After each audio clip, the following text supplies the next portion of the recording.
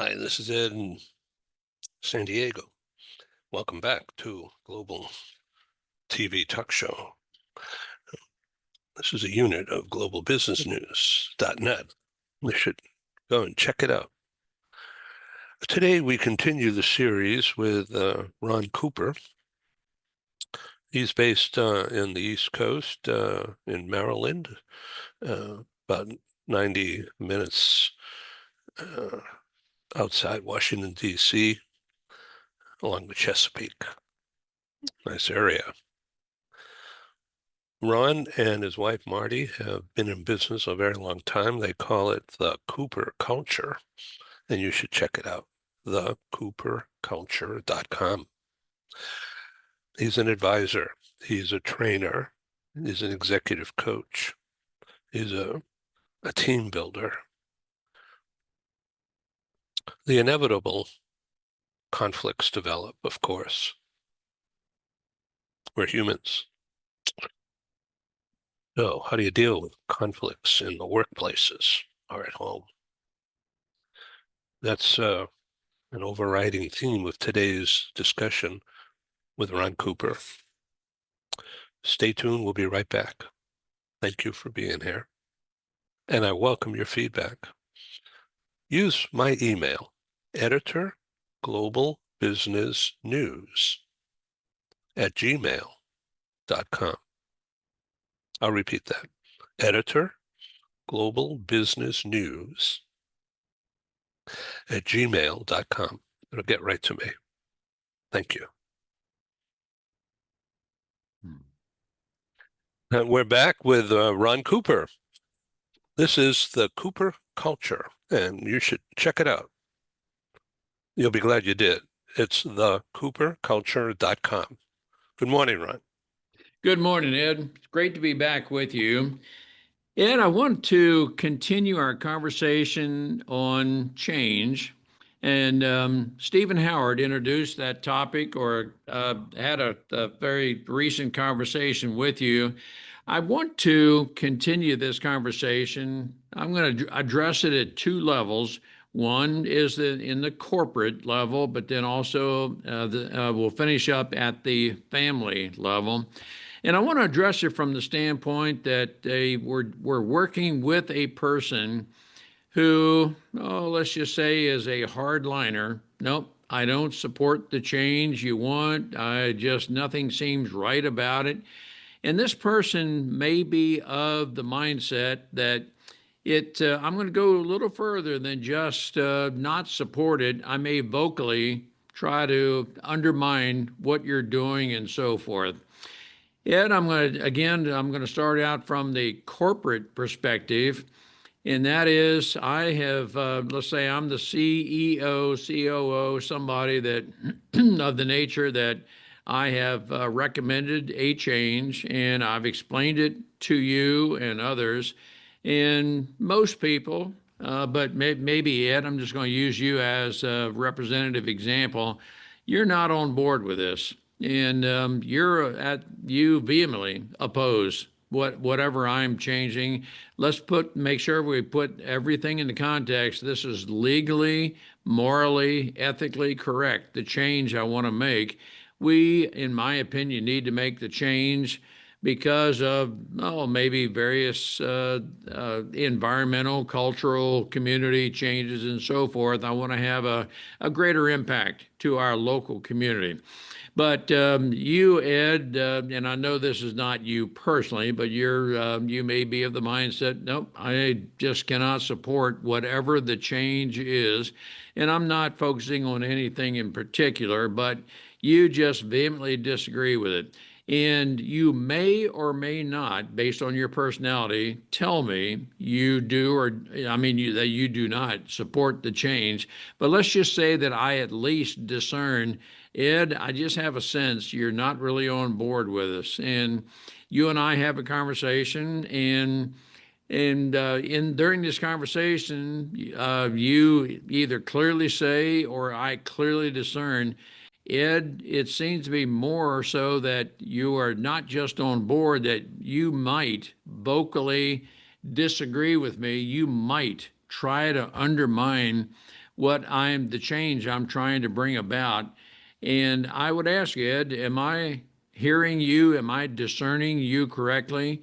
And I know it's difficult to role play in this, but let's just say, Ed, that during our conversation, you say, "Yeah, Ron, that's I am just so deeply against the changes you want to make that I will verbally oppose you, and I'll just strenuously disagree with you inside the company." Ed, in that context, I'm going to do everything I can to work with you, but yet I'm going to be resolved. No, this is a change we need to make. I would ask you, well, Ed, is there anything I can do to make this change more agreeable, palatable with you? And you might, excuse me, you might suggest something that I say, Ed, I can't, no, I just cannot agree with what your thinking is. It appears, Ed, you and I are totally misaligned on this. Ed, does that seem right to you that no, I cannot institute the change you want to make, but I do believe the change I want to make is the right way to go. I appreciate your thoughts, Ed, but I just cannot go the direction you would like to go because, and I want to explain why it is I feel your suggested change is not the way to go. And I want to be very careful, Ed. I'm not maligning your character. I'm not saying that your thinking is wrong. I'm not saying that at all. And I want to make certain I don't make you feel that I'm maligning your character, but rather it's Ed, it just seems that maybe our values are misaligned. How would you respond to that, Ed? And I'm not asking you right now, but I think that's the context in which I would want to discuss differences. I do value your opinion, but I'm also thinking, okay, Ed, even after this type conversation, we seem to be totally misaligned, and I want to know just where we are. But let me ask you, Ed, you and I are different in some ways, and that's all good. I live on the East Coast, you live on the West Coast. Our cultures are a little bit different. Our states are not a whole lot different in terms of political alignment, in terms of our governors. But let me just ask you, Ed, very openly, what I just explained, my approach to you, I have discerned that you just cannot support the change I think is necessary. But I'm very interested in knowing what you think, why you think, Ed, and is that approach workable, agreeable with you, or might you suggest something totally different based on who Ed Cohen is? Well, I appreciate that lead-in and format-based reasoning. Uh, I am in the role of responding to you. So let me say that I want to learn more. I am thinking that the approach and the change that you want to make uh, could be good, but I don't understand uh, the reasons behind it sufficiently to wholeheartedly say, yeah, let's go. So that's why I'm reluctant. All So, right, and Ed, I'm of the opinion that as long as we can have a dialogue, there's at least the possibility we can resolve any differences of opinion.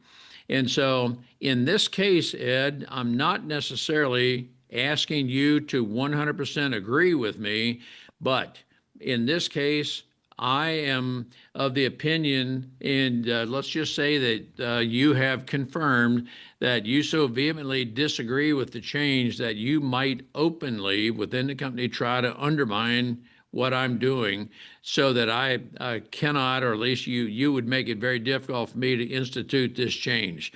Now, what I would hope to be able to do is move you up one step, if I could use that term, or slide you over one step, whatever the term may be, to where you would not vocally oppose me. That is, you'd not try to undermine what I'm doing with the company, but you would rather remain silent.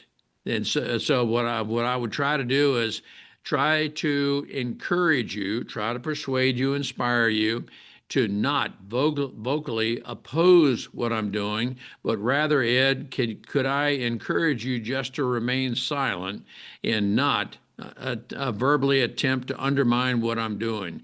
And so I would hope that I could at least get you to that point. If I can, then I would say, Ed, we can still continue to work together. However, if you were so obstinate, if I could use that term, or so definitely opposed to it, no, you're going to continue to verbally undermine what I'm doing.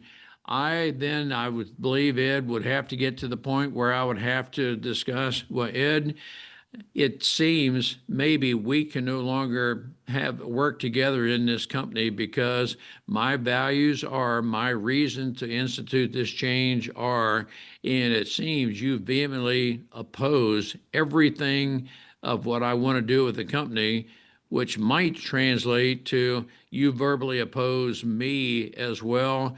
Ed, I'm very interested in learning how you're processing what I'm saying. And again, Ed, I would ask you, based on your personality, could that approach work with you such that even if we have to, even if I have to make the unpopular decision, Ed, I'm not sure you can remain with the company. Can we at least not depart being adversarial enemies and opponents with each other? Yes. And I think, Ed, that is an approach that I would take if our values do not align and you would intentionally undermine the company. And I think we're talking about a very, very small percentage of people who would constitute that kind of a person. But I do believe that's the decision we need to make. I need to have the resolve that I have got to keep the company's values, our reputation with the local, international, the national communities, and so forth. If I allow people to be in my company who would openly undermine, maybe even denigrate the character of other people, that is not what my company represents. And if I can clearly determine you do not support those values, those character traits, and so forth, I would tell you, Ed, I think I need to make a decision, Ed, whether you want to continue with our company or not. And what I'm going to try to do is persuade you to say, and when I say try to persuade, if we have determined that our values are so misaligned, I would want you to say that, well, maybe I can no longer function best in this company, to which I would say, Ed, I tell you what, it seems maybe that would be the best route. What can I do to help you find a company for which you believe you could better serve? And so that's the way, Ed, I would want to depart should we reach the point where, nope, there's no way that we can agree with each other and you would verbally undermine the company and do what you can to disrupt my reputation in the local community. I'm talking about the extreme example, Ed, but in some cases, I think that's what needs to occur. I'm supportive of what you've just said and agree. Now, Ed, I want to take this to for some people might be an even more difficult level. Let's take this to the family level. And I know factually, because we've interviewed people for our podcast, and I have a podcast we call Overcomers Overcoming. I have interviewed several families who have had to make the very, very difficult decision, son, daughter, based on the lifestyle you're living. Could be drug addiction, it could be any number of things. I'm going to have to make a very, very difficult decision. In the case of being a parent, your mom and I are going to be heartbroken over this. But because of the way you are, because of how you have harmed the family, maybe physically, but at least whatever it is you're engaged in, We just cannot have you in the house and maybe influence other people. It's and there are some people who would say that son, daughter, you are taking up. You are necessarily having causing me to dedicate 95% of my attention to you because of your drug addiction, because of your alcohol addiction, whatever it may be. I've got to make, and let's just say, and I know factually this has happened to some people, the son has they actually literally put a fist to the father, the mother, somebody in the family, and that's a result of their drug addiction. The father has said, it's a very difficult decision I'm having to make, but I'm going to have to ask you to leave the family. Now, with that very, very difficult decision having to be made, I would want son, daughter, whoever the person is I'm addressing that with, I want you to know I'm waiting on the other side for you when you recover from whatever you're going through. I want you to know this is not permanent, but it is a decision I necessarily have to make because I cannot risk the possibility of you adversely influencing other people in my family. Therefore, I'm going to ask you to leave the house, or there have been instances there's been the knock on the door. I need more money. I need a place to sleep. And you've got to make a very difficult decision right then. If I say yes, because I'm emotionally involved, if I say yes to this, I might be enabling that behavior that has caused this situation. And although emotionally I want to give this person a warm place to sleep or something of that regard, to say yes to that might be enabling that poor behavior. Ed, that's one of the most difficult decisions we could ever make. And I do know some people have had to make that very difficult decision with family members. But I want to encourage our listeners to have the resolve, whether it's a corporate decision, whether it's family, whatever the level, have the resolve that you are acting on whatever the decision is you've made. You feel that you can adequately explain why you're making the decision you are, even though it is unpopular. Ed, I'm talking a lot, but do you have any kind of reaction or response to either of the two levels of conversation I'm addressing? It's almost breathtaking. So I'm impressed by your depth and width of understanding, uh, uh, being aware of and defining clearly what needs to be done. Well, what is, and then what needs to be done.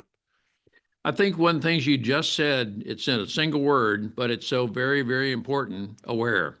We must be aware of the total surroundings of whatever is happening and the various acts, the various things in which people are engaged. It could be the wrong circle of friends, it could be a manner of speaking, but we must be aware of the actual or potential influence a person can or is having on our company, our family, whatever it may be.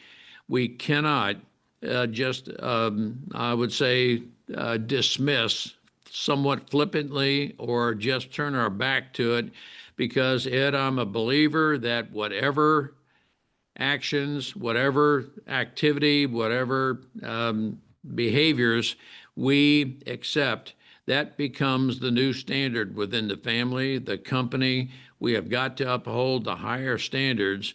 And I am very, very aware of how difficult sometimes maintaining that higher standard is because we have got to confront. And when I say confront, I want our listeners to know I am not speaking at all of being argumentative or combative. It's just a matter of, no, we need to address this. And I hope I can address this in a very civil way to where you and I can have a very honest conversation. And I am not going to get to the point where I want to seek retribution with you. I don't want to anger you to the point where you would want to seek retribution with me. I will tell you right now, I'm seeing that happen too often that it could, the retribution could be a fist to the face. It could be you at the end of a knife, the end of a gun barrel, something like that. I'm just seeing too many people who are seeking retribution. And I am right now, I feel very compelled. I feel a calling to address having civil discourse to where we do not encourage retribution, to where we are seeking retribution through physical acts of violence. I just want to do what I can, Ed, to help inspire that. And I know very possibly the person who has the bent to seek retribution may never listen to me. It's possibly those who are somewhere in the middle of the road that may be the ones that would have the influence. Ed, I'm at a point where I'm trying my best to discern what is the best way to inspire and encourage civil discourse with those who might have the propensity to seek retribution. And I'm not here to say I know the best way to do that. I want to listen to a lot of different people to know the best course of action to take to hopefully be a catalyst to inspire changes in behavior with some people.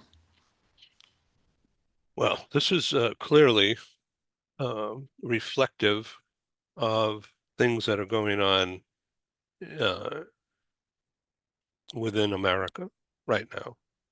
And the eruption of violence is, well, it's heartbreaking, but it's also scary. Ed, I agree with everything you're saying. And for some people, some would say, "Boy, somebody, somewhere, sometime, somehow needs to do something." And I can speak somewhat in a trite way, but I feel as if my calling is Ron Cooper for this moment. Your name is somebody. I need to do something. I need to do whatever I can. I am not here to say, Ed, that I'm going to go viral across the nation, around the globe.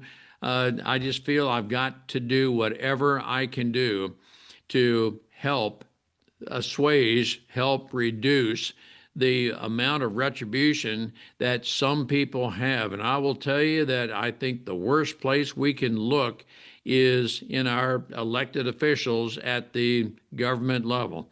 That right now, as we are recording this, we're in the second day of a government shutdown. There is finger pointing, blame. There's all kinds of stuff going on. I'm just at a point where, Ed, I'm nauseated by this kind of stuff. Let's determine how we're going to resolve this. And yes, we have vehemently opposing opinions and so forth, but we have got to learn how to get together in somehow, some way to help others live civilly through this. And bickering, I mean, yes, we can bicker. And Ed, if it got to the point where you and I would vehemently disagree and figuratively or maybe even literally pound the table, fine. But I can never get to the point where I would seek retribution against you physically or otherwise. We've got to stop short of that point. But we've got to learn how to be able to negotiate with each other. We've got to be able to learn how to have that civil discourse. And Ed, as you said moments ago, it seems we are way off the mark with some people. And I know as I'm talking and saying all this, there's some people I would never be able to persuade otherwise, but I would hope that maybe through some people somehow we would be able to reduce the animosity, reduce the level of retribution some people would seek. And I may never change ideologically some people's opinions, but I would hope that at least they would not seek retribution. So that's a lot of where I am. So what comes to mind right now, and this is a conversation between us, we're friends, and doing this voluntarily and knowing fully that this is a live broadcast recording session.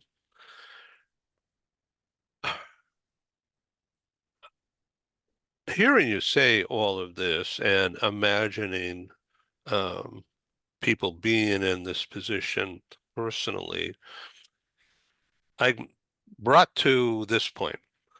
Uh, the family, the parents of the killer of the Turning Point leader Yes, Charlie Kirk. and the shooting of those two people in Minnesota Yes. and recent shooting at a synagogue last night somewhere, I forget where. But Yeah, it's in Michigan, I believe. yeah, and then shooting in the church a week or 10 days ago. This is Yes. crazy stuff. Yes. And so the disgust is evident. The disgust you're feeling and you're talking about, plus the can do, fix it attitude that you have lived by in your own life, it's all coming through in this discussion of thinking about the problem, and it's time people do something about this. Ed, I will say in I'm that, totally on board. no, that's and I will say in that context, Ed, awareness. I use the term frequently, data points, as I listen to people talk, and I'm genuinely listening. And I would say something to the effect, Ed, it seems you're saying, did I hear you correctly? And I just want to make sure I'm processing what you're saying correctly. If I can pick up on, I call it data points, but I'm aware of, wow, that comment, that statement, that might that mean something even beyond, Ed, I am the kind of person, and if I were an FBI forensic specialist, I might be able to speak factually that these people who seek retribution and do something illegal almost always leave a trail that they have discussed with someone.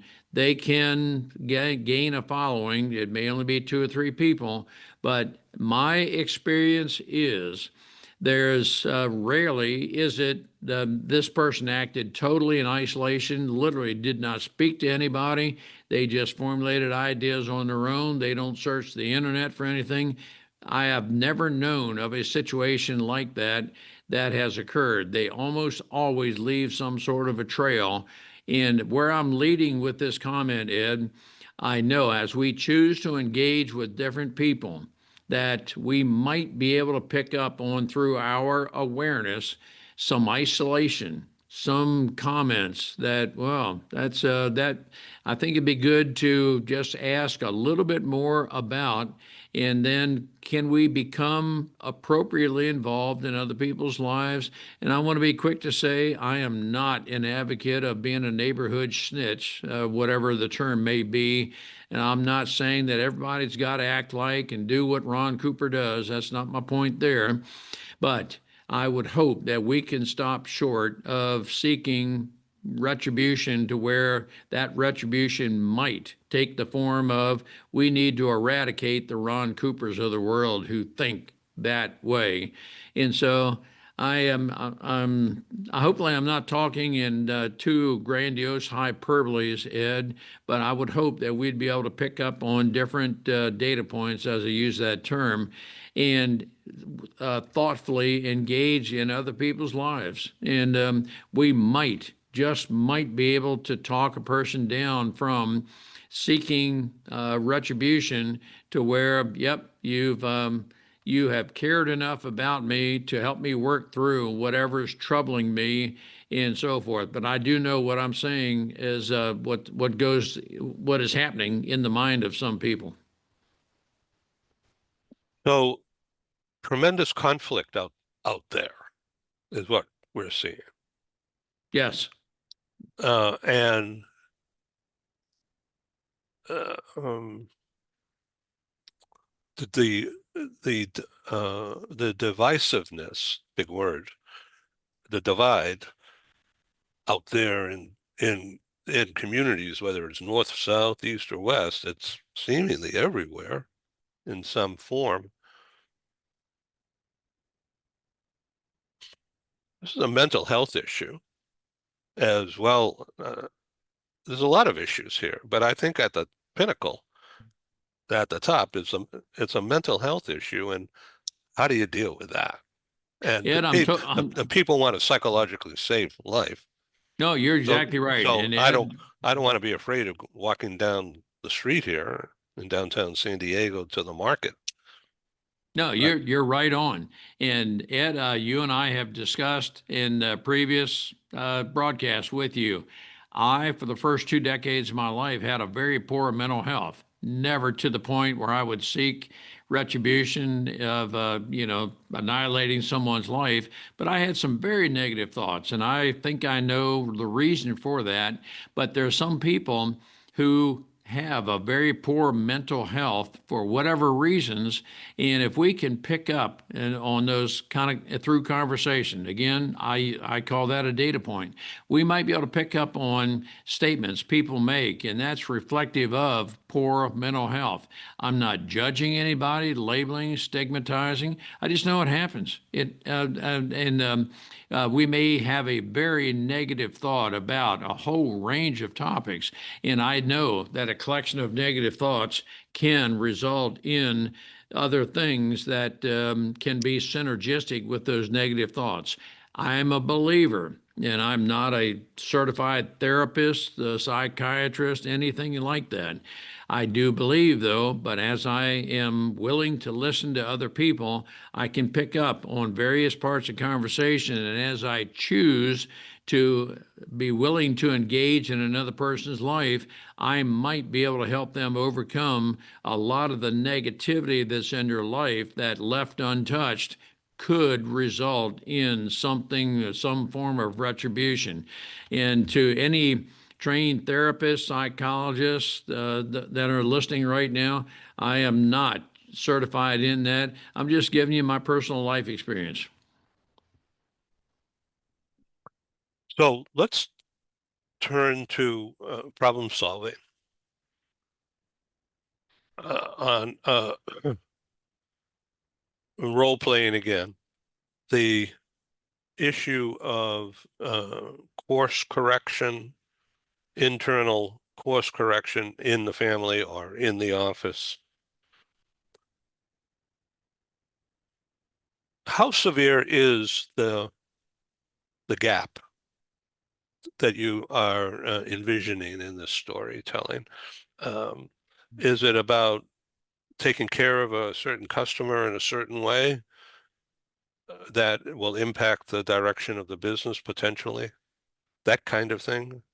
Oh, I think it could be, Ed, that let's just say I'm working with a customer who is really upset about whatever it is. I'm not delivering the service that I said I would, at least that's their impression. I would want to know, what more can I do? Now, I do know there are some people who are seeking retribution in the form of, and I have spoken with restaurant managers. There are people who will come in and they will complain always about the food service, the food, how it was cooked, anything like that. And that manager knows the reason they are complaining about it, the retribution they're seeking is, I want a free meal. I'm going to tell you, there's a load of hair in my food or something like that.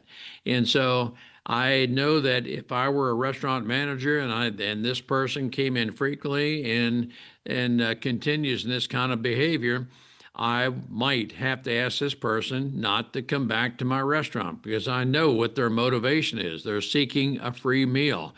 It is very possible that if I have a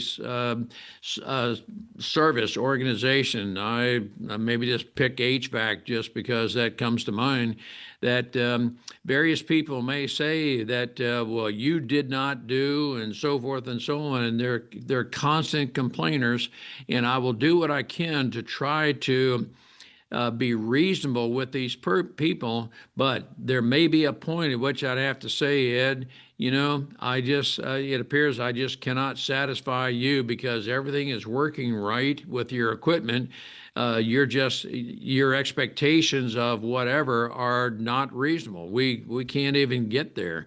I'm trying to think in hypothetical terms, Ed, but I do believe that these type things from a service organization, you might have to reach a point where say, I have done everything I can. And yes, these type people might make some very negative statements on a Google review or something like that.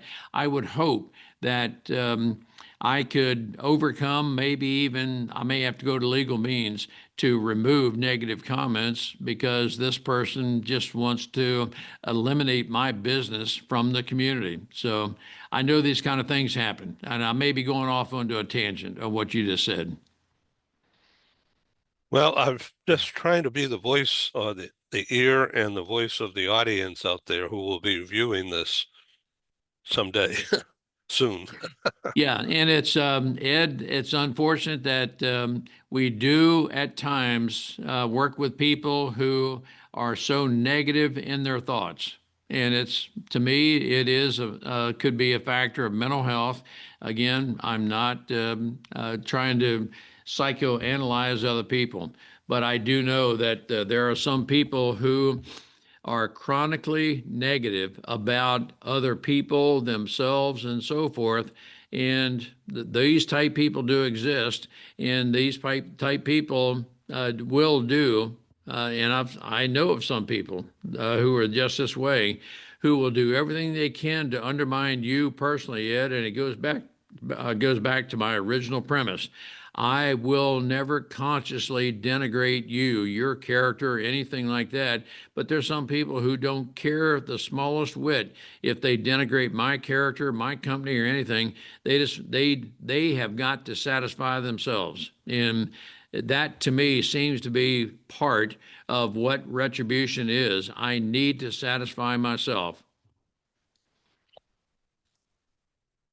So on your website, thecooperculture.com, will people find this kind of um, approach within that website? Well, and yes, to that, Ed, that we work with businesses to help you develop a culture to where we are psychologically safe. And we've talked about that numerous times. I will help you, I'll work with you to develop a culture to where I want you to be very free to discuss anything and everything. I will never seek retribution against you for anything in which we may disagree. Now, I will stop short, and I will, one of the founding values of me, my company, those we help companies develop, is we'll never consciously denigrate the character of other people. That is an inherent value we want to instill in families, company cultures, and so forth. Yes, those kind of things you will find on my website, and we do work with companies to with half-day, full-day workshops where we help companies develop that type of culture within their corporations. So there's a playbook. It's a playbook of sorts, and yes, and so what I do is work with companies to determine where they are. There's not one pattern, one training that fits every company, but rather I work with them to determine where they are, where they want to be, and if where they are is not where they want to be, I'll work with them to develop a strategic path to help them get to where they want to be. And where they want to be frequently is a matter of culture. It may be a company is not able to retain as many people as they want. Again, I've stated numerous times, statistically, it will cost a minimum $65,000 to replace a person based on loss of productivity, acquisition costs, and so forth. And so companies want to have, and we work with companies to develop a 90+% retention rate, and we can do that when the culture is right. They know the leadership within these kind of companies know the value of their people, and many people, again, statistically, stay with or leave a company because of people, less so because of pay. And so when the people and processes are in place, the profits will logically follow. And if you're a not-for-profit company, everything works together toward reaching your goals. This has been dynamite conversation, Ron. So thank you for being on Global TV. And in a summary statement, I welcome you, invite you now to take this to the to resolve. What do you want people to do here? Ed, I would hope that we can create, if necessary, create, but at least be a catalyst to help others develop the mindset where we want to be able to engage in, have civil discourse, debate, whatever the term may be. I'm not saying in anything that we're talking about here, Ed, that your opinion is wrong. I just want to know what you think, why you think that, and if we radically disagree on, we'll do so over conversation, after which we'll go to lunch, breakfast, we'll go get out on the basketball court, the football field, or whatever. But we agree we will continue to work together, even though we may vehemently disagree on whatever. You and I have talked about it before. What are peripheral issues versus core values? And if your core value is or your thoughts are that, well, I've got to seek retribution, then we can address that sometime later. But many times it's peripheral issues that can lead to civil discourse or seeking some sort of retribution. I just want to be a catalyst to help people overcome that type of situation to where we can be a very positive influence on people. And again, Ed, I've said it before, as long as we can have a dialogue, I'm a believer we can always resolve any differences we may have. Thank you, Ron Cooper, and audience out there, give us your feedback. My Thank you, email, Ed. you bet. My email is editor global business news, all one word, editor global business news at gmail.com. And Ron Cooper's website, thecooperculture.com. Thank you, sir. Thank you.